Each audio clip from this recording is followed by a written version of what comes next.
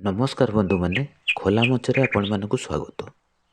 दीर्घ दिन है झारखंड सीमांत केन्दुझर जिले में हाथी उपद्रव वृद्धि पाइबार लगी।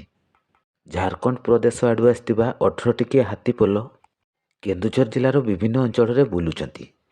सेमाने विभिन्न समय बिल बाड़ी रे थिबा फसल नष्ट करथिबा बेले गाँव में पशि घर द्वार मध्य भांगुथिबा अभियोग होउची।